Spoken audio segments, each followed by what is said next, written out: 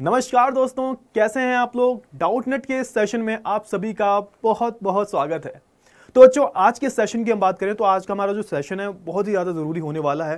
देखो, एग्जाम आने वाले हैं और बच्चों को सबसे ज़्यादा जो प्रॉब्लम होती है एग्जाम के टाइम पे, वो एक सब्जेक्ट, अब बाकी का पता नहीं मेरे को, जो एक सब्जेक्ट रहता है आपका जिसको आप सबसे लास्ट में पढ़ना शुरू करते हो, उसका नाम है सामाजिक विज्ञान, आपका सोशल साइंस, है ना। एंड में ही बच्चा पढ़ना शुरू करता है। मैंने इतने बच्चों के मुंह से सुना है वो एंड में ही पढ़ते हैं, अक्टूबर से पढ़ना शुरू करेंगे। जो टॉपर भी होते हैं वो भी अक्टूबर से पढ़ना शुरू करते हैं, और जो जिन्हें बस पास ही होना होता है वो एग्जाम के एक महीने पहले ही पढ़ना शुरू करते हैं।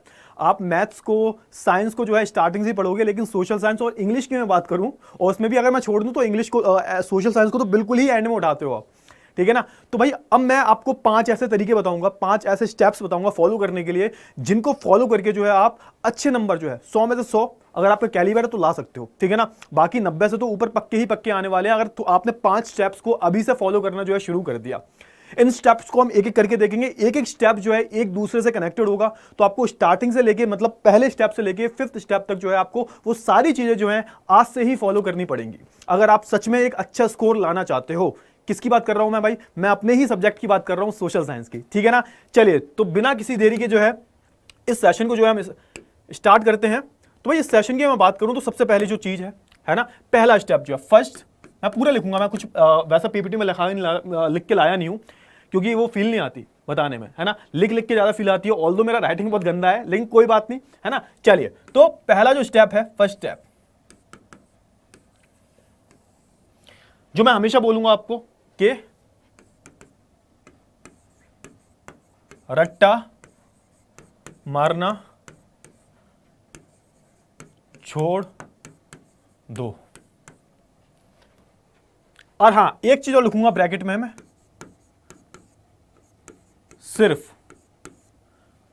सिर्फ रट्टा मारना जो है छोड़ दो। पहला ये स्टेप जो है, और ये अभी पूरी बात नहीं हुई है, रट्टा मारना छोड़ दो और कहानी की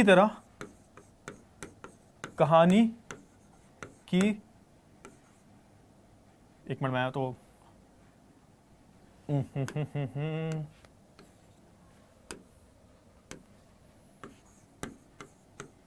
तरह पढ़ना शुरू करो। क्या लिखा हुआ है समझ में आ रहा है ना? बड़ा वाला लिख दिया है, सिर्फ रट्टा मारना छोड़ दो और यहां पर कहानी की तरह जो है चीजों को पढ़ना शुरू करो। चाहे मैं सोशल साइंस में हिस्ट्री की बात करूं, चाहे इको की बात करूं, चाहे मैं पॉलिटिकल साइंस की बात करूं, यानी कि आपकी जो राजनीतिक शास्त्र है या फिर भूगोल है, जो या फिर आपकी अर्थशास्त्र है या फिर आपका इतिहास है, इन चारों के बारे में अगर बात करूं तो प्लीज इन्हें जो है सिर्फ रट्टा मारना छोड़ दो। अब यहां पर समस्या क्या आती है? देखो, ऐसा नहीं है सिर्फ मैं स्टेप्स बता रहा हूं, उसके मैं बताऊंगा आपको करना क्या है। बेसिकली आप जैसे चैप्टर पढ़ते हो ना, तो सबसे पहले आप ना रट्टा मारना शुरू कर देते हो, सीधे क्वेश्चन आंसर उठाओगे, चैप्टर रीडिंग करोगे नहीं, सीधे क्वेश्चन आंसर उठाओगे और उनको क्या करना शुरू कर दोगे, आप रटना शुरू कर दोगे बिना किसी समझ के। मैं कहता हूं, मैं रट्टा मारने से मना नहीं करता। देखो, रट्टा जिनका अच्छा है वो मारो, बहुत अच्छी बात है, मारो, क्योंकि एट द एंड आपके नंबर ही पूछे जाएंगे, ठीक है। नॉलेज के लिए पढ़ रहे हो, वो नॉलेज तो बाद में काम आएगी, है ना। और कौन सा, तो मैं यहाँ पर बहुत से बच्चे ऐसे होंगे जिन्हें इंजीनियरिंग वगैरह करना है ना, इंजीनियरिंग करनी है, बाद में शायद यूपीएससी भी करना हो। तो अगर आपका गोल है यूपीएससी वगैरह करने का, तो आप समझ सकते हो, है ना। एट द एंड जो आप पेपर में लिख के लाओगे, जैसे आपके एग्जाम में नंबर आएंगे, तो उस हिसाब से जो आपको नंबर मिलेंगे, है ना। चाहे आपने समझ के लिखा हो, चाहे वो रट के लिखा हो, वो मैटर नहीं करती चीजें। लेकिन हां, अगर मैं बोलूं कि सिर्फ आप रट्टा मार रहे हो, ये गलत है। देखो, बच्चे रट्टा क्यों मारते हैं? क्योंकि उन्हें पता होता है कि जैसा वो खुद आंसर बना के लिखेंगे ना, तो उससे पूरे नंबर मिलने वाले हैं नहीं आप सबको। ये आपको भी पता है, मेरे को भी पता है कि जिस तरीके से मैं समझाता हूं और वही सेम आप अगर पेपर में लिख दोगे तो नंबर वैसे नहीं मिलेंगे आपको। जो किताबी भाषा जो होती है उसका इस्तेमाल करना पड़ता है, और उसके लिए जो आप रट्टा मारते हो। लेकिन एक बात बताओ, जब आपने कुछ समझा ही नहीं है ना, और बिना समझ के जो है आपने रट्टा मारना शुरू किया है, तो फिर जो है काम नहीं चलेगा। आपको पहले चीजों को समझना है, पढ़ना है, उसके बाद जो है यहां पर आपको रट्टा मारना है। रट्टा मारने से मना नहीं कर रहा, रट्टा जो है एंड जो है ऑप्शन होना चाहिए। पहले चीजों को बहुत ध्यान से समझो, पहले चीजों को जो है बहुत ध्यान से समझो, उसके बाद क्या करो, उसके बाद जो है यहां पर आप रट्टा मारना शुरू करो। और सबसे पहली बात जो है, स्टार्टिंग में आपको स्टार्टिंग से लेकर एंड तक आपको सिर्फ समझना ही है, कॉन्सेप्ट को समझना है, कहानी की तरह चीजों को जो है पढ़ना है। स्पेशली अगर मैं इतिहास की बात करूं तो, ठीक है, सबसे ज्यादा प्रॉब्लम उसी में होती है ना। तो अगर मैंने आप कोई चैप्टर पढ़ाया है, तो मैं भी आपको कहानी की तरह ही पढ़ाता हूं। क्यों पढ़ाता हूं? क्योंकि बाद में जब आप खुद से वो चैप्टर पढ़ो, तो आप कहानी की तरह ही पढ़ो चैप्टर। उसके बाद जो है स्टेप बाय स्टेप जो हम आगे बढ़ेंगे। पहला स्टेप ये हो गया, ठीक है। चलिए, तो अब मैं मान के चल रहा हूं कि आपने जो है कहानी की तरह, और हाँ एक बात और, पहले स्टेप में एक चीज इंक्लूड कर लेना, जैसे कोई भी चैप्टर आप देख रहे हो, उसका लेक्चर देख रहे हो, चाहे कोई भी टीचर हो, मेरा हो, XYZ कोई भी टीचर का हो, तो उसको ना उस वीडियो को देखने से पहले, उस लेक्चर को देखने से पहले वो चैप्टर जो है आप पहले खुद पढ़ो। चाहे मैं कहता हूं एक शब्द ना समझ में आए, कुछ तो समझ में आएगा। अरे भैया ऐसा थोड़ा ना कि पूरा चैप्टर तुमने पढ़ा बुक रीडिंग की और एक शब्द ना समझ में आया आपको, कुछ तो समझ में आएगा, 1% 2%। तो पहले खुद से पढ़ो वो चैप्टर, है ना। दूसरा स्टेप क्या करना है, दूसरा स्टेप्स क्या है, दूसरा स्टेप्स की हम बात करें, एक अच्छा सा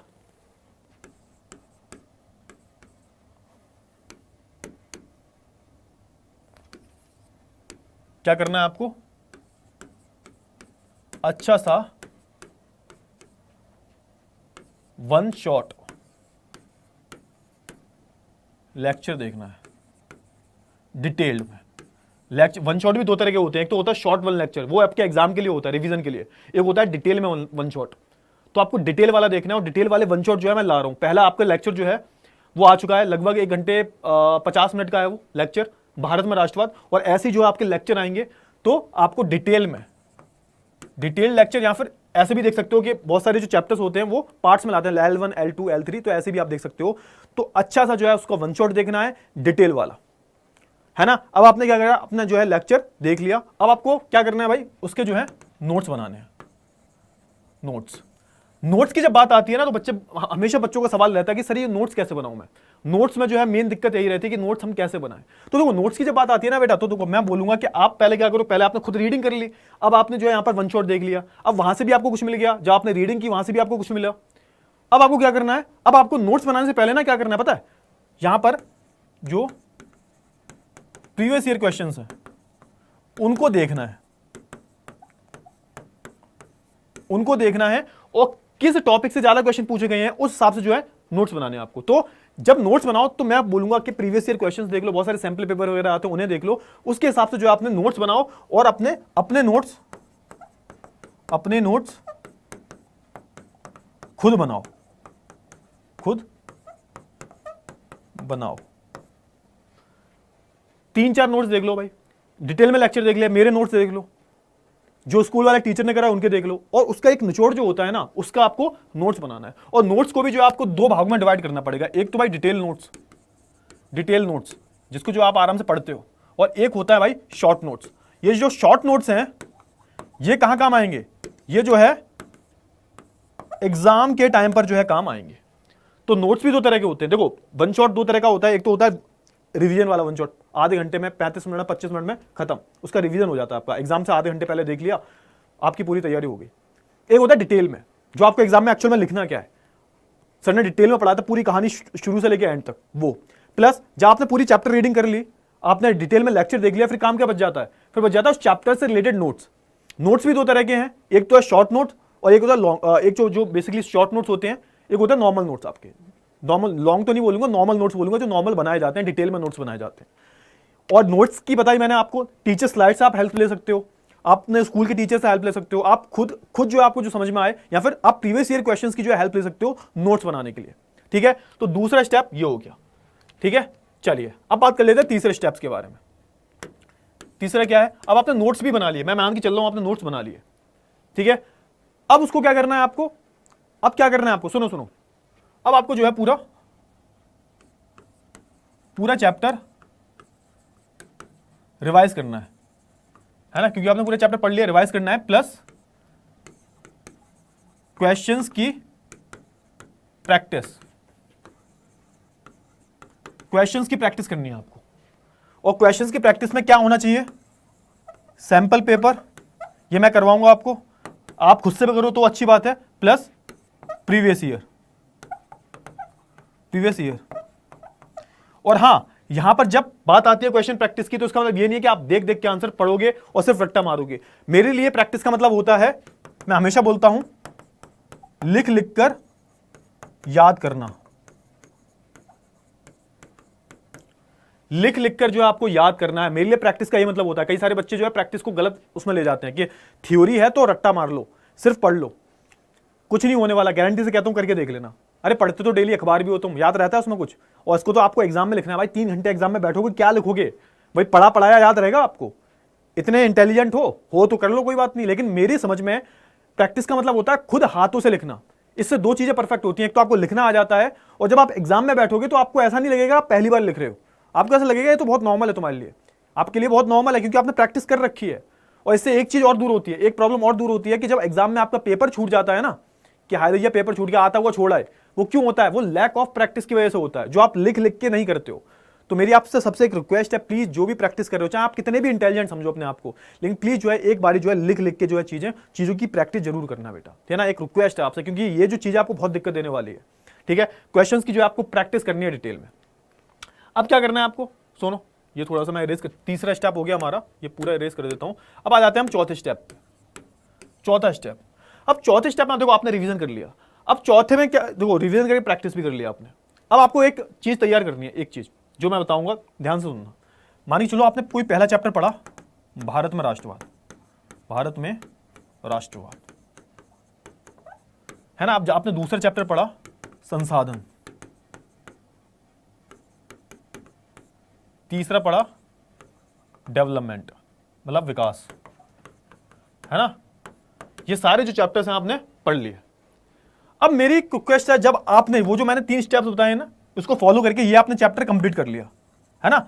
जब इसकी शुरुआत करो ना, जब इसकी शुरुआत करो तो साथ के साथ जो है पहले वाला, इसका जो पहले वाला चैप्टर यानी कि भारत का राष्ट्रवाद जो है, वो डेली रिवाइज करो, डेली रिवाइज करो 5 बार, कम से कम 5 बार। और यहां पर जो है आपको क्या करना पड़ेगा, यहां पर आपके जो शॉर्ट नोट्स हैं, शॉर्ट नोट्स ये काम आएंगे। तभी मैंने बोला था लॉन्ग नोट मतलब नॉर्मल नोट्स और शॉर्ट नोट्स दोनों बनाने हैं। और शॉर्ट नोट्स कैसे बनाने हैं भाई, तो मेरे बहुत सारे लेक्चर डले हुए हैं जो मैंने चार्ट के फॉर्म में बनवाए हैं। तो शॉर्ट नोट ज्यादा से ज्यादा 2 पेज के, 2 पेज से ज्यादा जो है कोई भी शॉर्ट नोट्स नहीं होने चाहिए, याद रखना। शॉर्ट नोट्स का मतलब ही शॉर्ट है, बहुत शॉर्ट है वो। जब आप जाओगे पेपर में तो सिर्फ हेडिंग्स पॉइंट्स वगैरह लिखे होते हैं, और जो छोटे मोटे जो मतलब है वो एक जगह ब्रैकेट में लिख लो, जो भी छोटे मोटे छुटकू मुटकू जो पॉइंट्स होते हैं उसको जो है ब्रैकेट में लिख के 2 से 2.5 पेज के अंदर जो है ये शॉर्ट नोट्स आपके खत्म हो जाने चाहिए। तो ये चीज है, ठीक है। तो ये सारी चीजों का याद रखना है आपको। ये चौथा स्टेप ये था, है ना, कि क्या करना है आपको, जब दूसरा चैप्टर पढ़ो तो पहले वाले को रिवाइज करो 5 बार, फिर जब दूसरे वाला कंप्लीट हो जाए इसको भी 5 बार रिवाइज करो, फिर इसको भी 5 बार। तो ऐसे सारे चैप्टर 5 से 6 बार जब तक रिवाइज नहीं हो जाते तब तक चैप्टर को छोड़ो मत, ठीक है। चैप्टर को जो है आपको छोड़ना नहीं है। अब आखिरी जो स्टेप है वो मैं बता रहा हूं आपको, आखिरी जो स्टेप है फॉलो करो इसे, 5वां और आखिरी स्टेप, कि भैया यहां पर आपको करना क्या है, आपको जो है यहां पर लिख लिख के जो है प्रैक्टिस बहुत ज्यादा करनी है, प्लस एग्जाम टाइम पर सैंपल पेपर 3 घंटे का प्रैक्टिस करना है आपको। मतलब प्रैक्टिस करना है मतलब 3 घंटे, जैसा ऐसा लगेगा कि आपका एग्जाम चल रहा है, वैसे जो है आपको प्रैक्टिस करनी पड़ेगी इसकी, आपको इस एग्जाम की जो है प्रैक्टिस करनी पड़ेगी, तभी कुछ हो सकता है। मतलब जैसे 3 घंटे का पेपर होता है ना, तो 3 घंटे बहुत सारे सैंपल पेपर वगैरह आते हैं, बाजार में बिकते हैं, मास्टरमाइंड वगैरह बहुत सारे तमाम जो है पब्लिकेशंस के आते हैं, ले आओ 1-2 उसमें, और सिर्फ आपको क्या करना है, कॉपी किताब साइड में रख के 3 घंटे घड़ी से लगा के प्रैक्टिस करनी है एक जगह बैठ के। अगर आप प्रैक्टिस करने का मतलब मेन मकसद क्या है, ताकि आपको एग्जाम में बैठना आ जाए, एग्जाम में जब आप बैठो तो आप इतने सारे क्वेश्चंस की प्रैक्टिस कर लो कि एक एक क्वेश्चन जो आपको आता रहे। तो ये था भाई सेशन का एंड। भाई 5 स्टेप्स को अगर आपको फॉलो करना है, भाई अगर आपने 5 स्टेप्स को फॉलो कर लिया, मैं गारंटी देता हूं आपका उद्धार हो जाएगा, इस चीज की गारंटी मेरी है ना। अच्छे श्योर 100% श्योर होकर बोलता हूं मैं, 90 से कम 90 तो ले आए हो, तो कम से कम, मतलब अगर इसका आधा भी फॉलो करते हो तो 90 तो आ ही जाएंगे, और पूरा फॉलो करते हो 100 में से 100 आने की चांसेस हैं, इतनी गारंटी देता हूं मैं, ठीक है ना। चले, तो आई होप आपको ये जो सेशन है बहुत ही ज्यादा वैल्यूएबल लगा होगा। तो ऐसे ही आगे सेशन लाता रहूंगा मैं, है ना। ध्यान रखिएगा, पढ़ते रहिएगा, बाय बाय, टेक केयर।